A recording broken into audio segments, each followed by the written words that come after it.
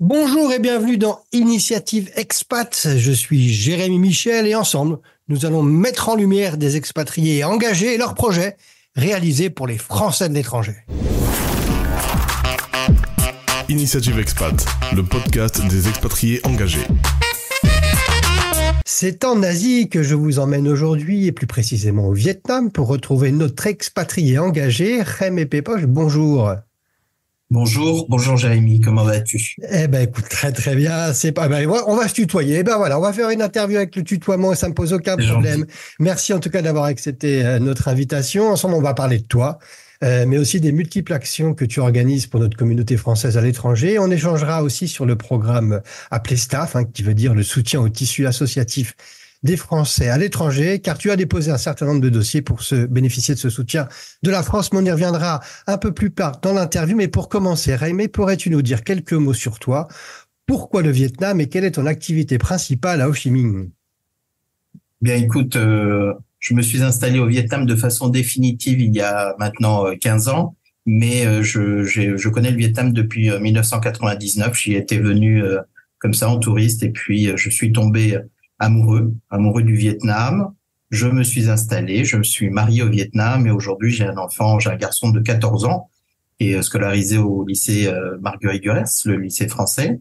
Et voilà, donc je donne des cours d'espagnol, des cours privés, mais je suis surtout investi dans le domaine associatif. Puisque je suis, alors, peut-être qu'on va en parler. On va en parler tout de suite, Ramé, parce que ton engagement associatif est effectivement incroyable. Je veux pas faire de publicité, mais quand on consulte ton profil sur LinkedIn, il n'y a pas assez de place dans les cases. On y retrouve entre autres ton engagement au sein de l'ADFE Français du Monde, ton action avec les associations de parents d'élèves, notamment avec la FAPE, tes activités pour le comité de solidarité français au Vietnam, celui pour l'accompagnement des personnes en situation de handicap, pour favoriser l'apprentissage de la langue française avec le réseau Flamme, et j'en passe. Mais Jaime, qu'est-ce qui te motive à donner autant de temps pour les autres? Écoute, je dois remercier mon fils. Je l'ai adopté, il avait 6 ans, il parlait pas un mot de français. Et donc, en le scolarisant, j'ai décidé de m'investir dans une association de parents d'élèves. Et à partir de là, j'ai plus arrêté. Donc, c'est ce qui m'a porté. Donc, je dois le remercier, c'est grâce à lui. Voilà. Et puis, effectivement, j'ai pas arrêté de cette petite association de parents d'élèves dans l'école Boulet-Bill où il était scolarisé. J'ai petit à petit j'ai fait adhérer cette association à la FAPE. Je suis devenu administrateur de la FAPE, qui est la Fédération internationale des parents d'élèves. J'en suis devenu le secrétaire général pendant un peu plus d'1 an. Et puis, j'en suis toujours administrateur. J'ai représenté cette belle association au niveau de la Commission nationale des bourses parce que c'est un sujet qui m'intéresse beaucoup, qui me passionne. Et puis, j'ai rejoint aussi Français du Monde il y a maintenant plus de 5 ans. Et j'en suis alors le président ici au Vietnam, le président de la section vietnamienne, et j'en suis le secrétaire général au niveau mondial.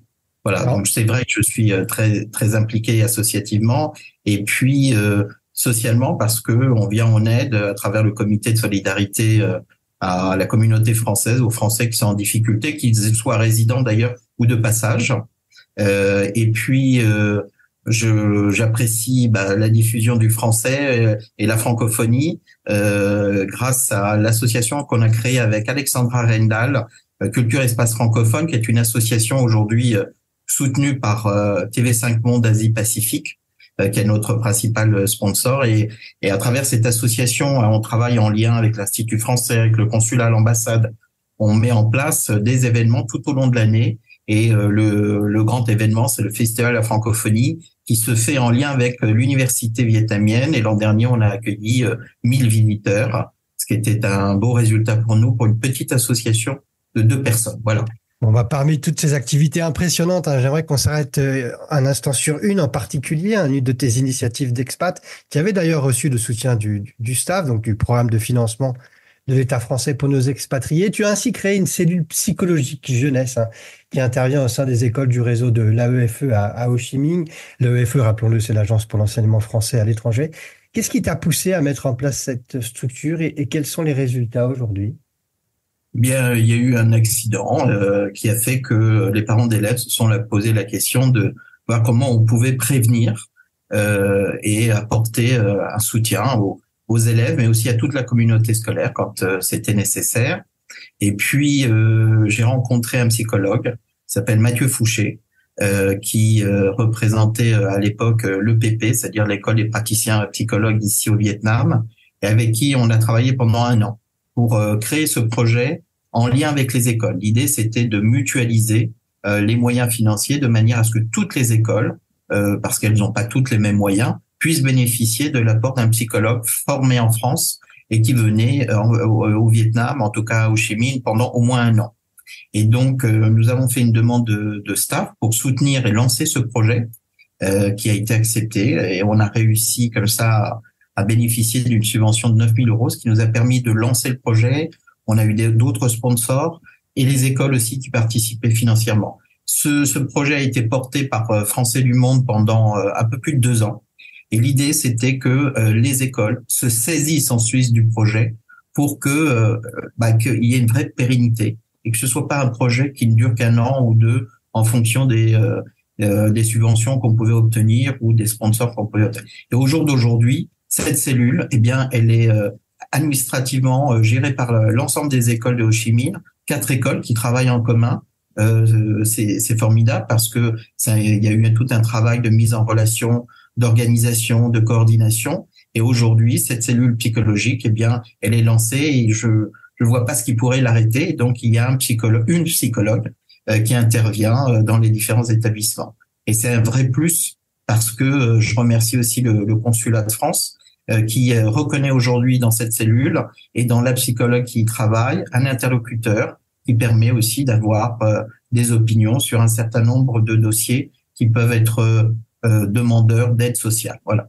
Et alors, Raimé, comme tu fourmilles beaucoup beaucoup d'idées, hein, tu as aussi un autre projet en cours qui est également soumis à l'examen du staff. Tu souhaites notamment favoriser ou faciliter l'insertion professionnelle des jeunes Français, hein, issus du réseau, encore une fois, de l'AEFE, qui sont soit en déscolarisation, soit qui peuvent pas aller en France pour poursuivre des études. En quelques mots, qu'est-ce que tu vas proposer exactement? Alors, il y a 2 aspects. Hein. D'abord, parce que on a chaque année entre 10 et 15 élèves, ça sont les données des établissements qui sont déscolarisés pour plusieurs raisons, hein, financières ou parce que ils ne rentrent pas dans le cadre du système éducatif français, ils n'arrivent pas. Donc, contrairement à l'Europe, où il y a dans beaucoup de pays des structures d'accueil ou de professionnalisation, de stages, de formation, au Vietnam, pour ces enfants qui sont souvent à double nationalité, mais français, il n'y a pas de structure. Ils peuvent pas rentrer dans le système vietnamien. Donc l'idée, c'est de trouver des entreprises qui vont accepter de les former.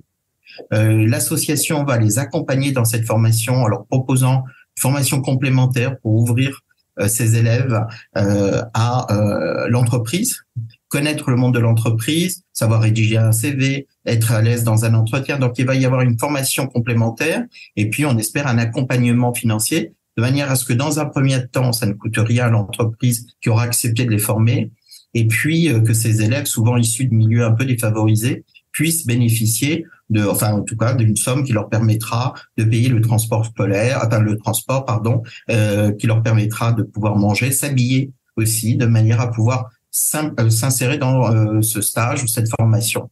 Et le deuxième plan, c'est il faudrait que ce soit des formations diplômantes, ou en tout cas reconnues. Et pour cela, il faudrait qu'il y ait une validation des acquis de l'expérience, qui aujourd'hui est très compliqué à obtenir, voire impossible, quand on est français résident à l'étranger.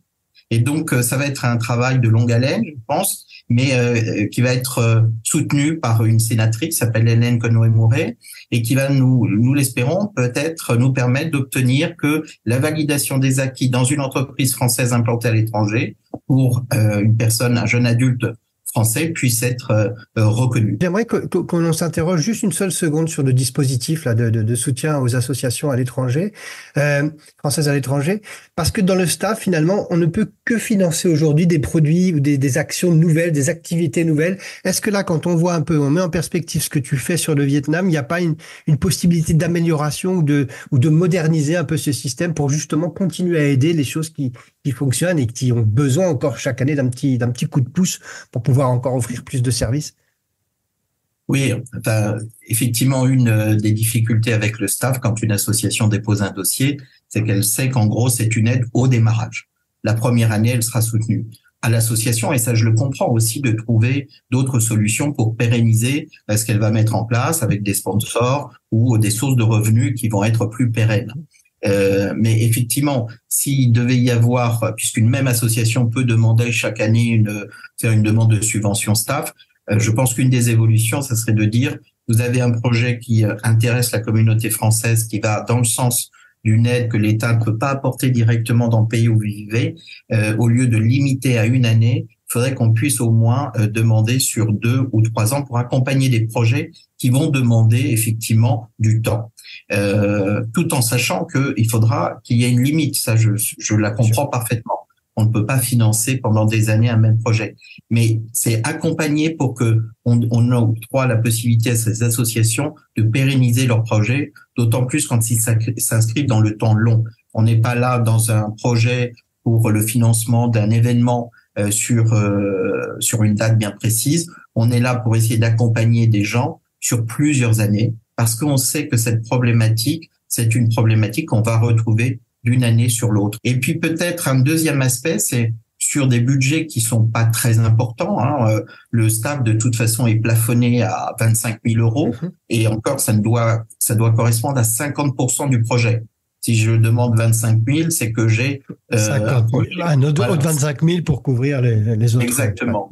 Donc, sur des petits projets, parce qu'on a aussi des petits projets, là, on va lancer un autre projet en parallèle concernant le harcèlement scolaire et la prévention, donc avec une association qui viendrait faire expliquer les choses à nos élèves et puis faire de la sensibilisation.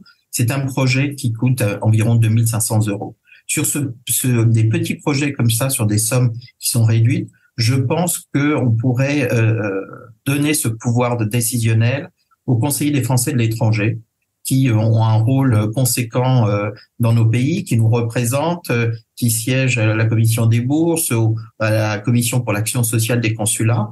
Et donc, il faudrait que là-dessus, sans doute, ils puissent décider. Alors évidemment, il y aurait des plafonds. Je pense qu'il faudrait qu'il y ait aussi, en cas de désaccord, une possibilité de recours pour l'association auprès de Paris, mais qu'il y ait un vrai pouvoir décisionnel des conseillers des Français de l'étranger. Ça va dans je pense, dans le cours des choses, hein, ils nous représentent comme pourraient nous représenter dans une mairie des conseillers municipaux. Donc il devrait y avoir cette possibilité. Donc ces deux évolutions, renouvellement possible sur des projets qui demandent une pérennisation mais sur le long terme, et puis un pouvoir décisionnel plus important pour les conseillers des Français de l'étranger. Eh ben, on enverra ces deux propositions aux autorités administratives et politiques et on fera le suivi, Jaime.